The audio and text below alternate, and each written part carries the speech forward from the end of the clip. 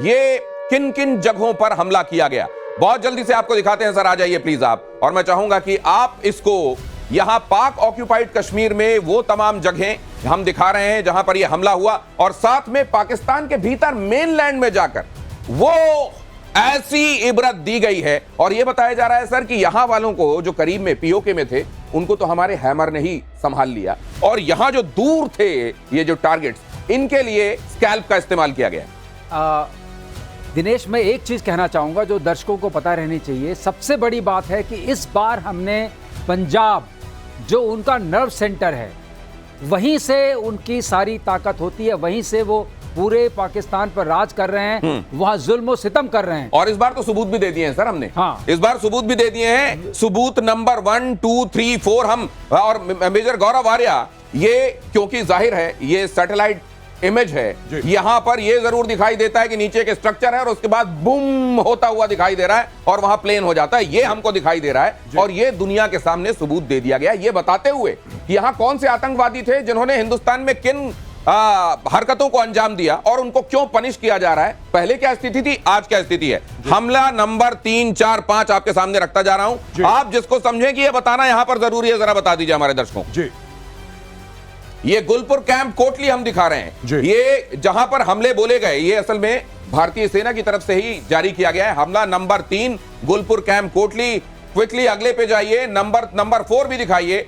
LOC से दूरी भी हम आपको दिखाते जा रहे हैं। ये जो करीब की टारगेट्स थे, 30 किलोमीटर 40 किलोमीटर बताया जा रहा है, इसके लिए जिसका इस्तेमाल किया गया वो हैमर है, जिसमें हमारे जो MK82 जैसे बॉम्ब होते हैं उनमें नेविगेशन के लिए और उसमें इनिशियल उसको थ्रस्ट देने के लिए जो एक्सप्लोसिव होते हैं वो लगाए जाते हैं और वो कमाल का हिट करते हैं। दिनेश, हैमर का फुल फॉर्म है highly agile munition modular munition extended range. इसका मतलब हम एक किट लगा देते हैं किसी भी ग्रेविटी बॉम्ब में, अब वो किट लगने से वो प्रिसीजन बढ़ जाता है, प्रिसिशन बन जाता है, और वो जाके उसी जगह मार करता है जहां के आपने कोऑर्डिनेट्स दिए हैं। उसके दो तरीके होते हैं, एक तो लेजर गाइडेंस आप देते हैं, लेजर डेजिग्नेटर बोलते हैं, वो नहीं, और अगर आपने कोऑर्डिनेट्स फीड कर दिए उस कोऑर्डिनेट्स में जाता है। तो सर तो ये तो गजब बुद्धिमानी है। एक नॉर्मल बॉम्ब को आप ये 2-3 चीजें उसके साथ किट फिट कीजिए और उसके बाद उसको हाईली एजाइल और एक्सटेंडेड रेंज का बना दीजिए, मॉड्यूलर म्यूनिशन एक्सटेंडेड रेंज।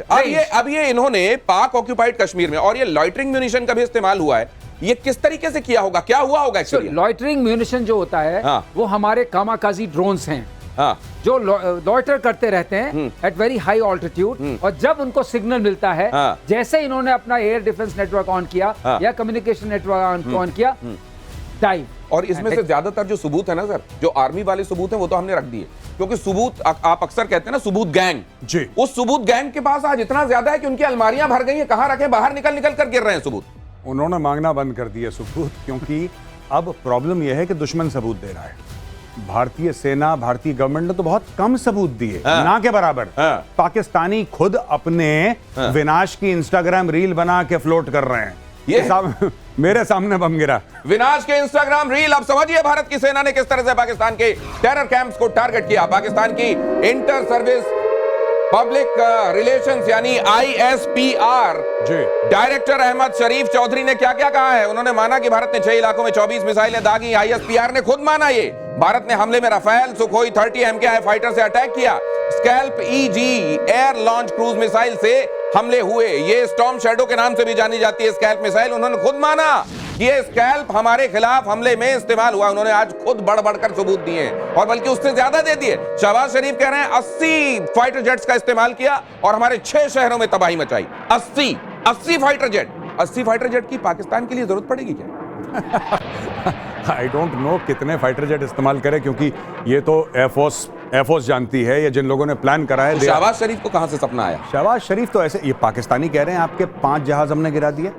नहीं कह रहे पाकिस्तानी, कह रहे हैं। अगर पाकिस्तानी कह रहे हैं 5 गिरा दिए, तो मैं पाकिस्तानियों से कह रहा हूं कि अगर खुशी ही मनानी है झूठी वाली, तो बोलो 50 गिरा दिए।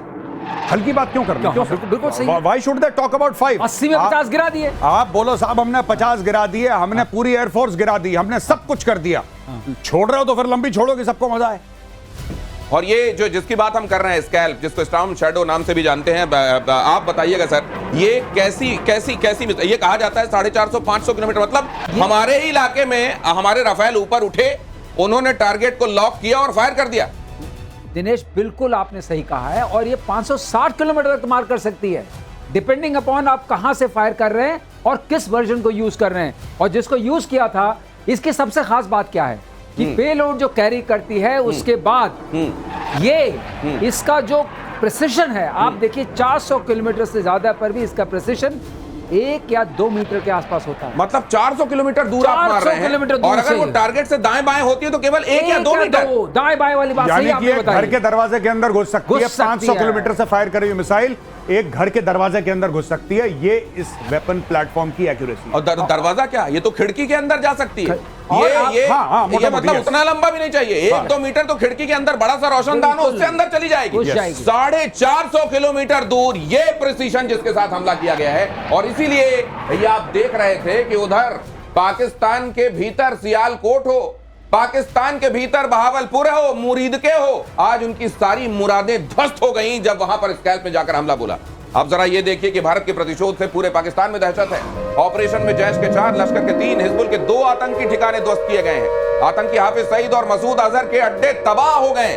वो जिन्होंने आतंक की दुकानें खोली हुई थी, आज उनके शटर आतंकित दिखाई दे रहे थे। जब वो मसूद अजहर कह रहा है अल्लाह मुझे भी उठा ले, ये आतंकी हैं, पूरी दुनिया को दर्द, मौत और मातम देते हैं। और आज जितने कंधा दिया है उन्होंने, जितने जनाजों को, इससे पहले शायद ही दिया। हाँ, ये कह रहे हैं या खुदा मुझे भी मौत दे देता। तो मैंने बोला कि भैया खुदा ऐसा ना हो, खुदा का फोन हो, अजीत डोभाल को कॉल फॉरवर्डिंग लगी हो और सुन ले वो ऊपर वाला। हाँ, और बोल रहे कि हाँ भैया मैंने सुन लिया तुम्हारी बात, अब मैं भेज रहा हूँ तुम्हारे पीछे बंदे, चलो मुराद पूरी करते हैं। मुराद पूरी कर देते हैं। तुम्हें बहुत शौक है 72 हूरों का, तो दिलवा देते हैं फट। नहीं, और ये उसमें देखा आपने जो उसने एक लेटर जारी किया, एक तो मुझको सबसे पहले लग रहा है प्रोपेगेंडा है, क्योंकि कोई ये कहे कि मुझे बड़ा दुख हो रहा है और फिर ये कहे कि नहीं मुझे इस बारे में बड़ी खुशी, ऐसा लग रहा है जैसे किसी पागल का प्रलाप है वो। और आखिर में ये भी कह रहा है कि ये जो है मुझे भी उठा ले। मुझे लग रहा है कहीं पहले ही काम तमाम तो नहीं हो गया, कोई इंपर्सनेट करके चिट्ठी तो नहीं लिख रहा है। ये भी हो सकता है,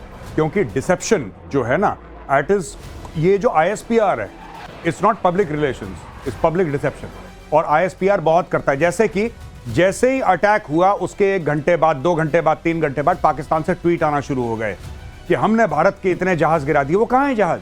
भाई जब अभिनंदन का जहाज इन्होंने मारा था तो दुनिया भर में टीज फैंटास्टिक इन्होंने क्लेम करा था। अभिनंदन की फोटो, अभिनंदन का वीडियो, कोई हमें भी वीडियो दिखा दो। अब जो पाकिस्तानी इस बार जो वीडियो बना रहे हैं वो तो कुछ और ही वीडियो बना रहे हैं भाई।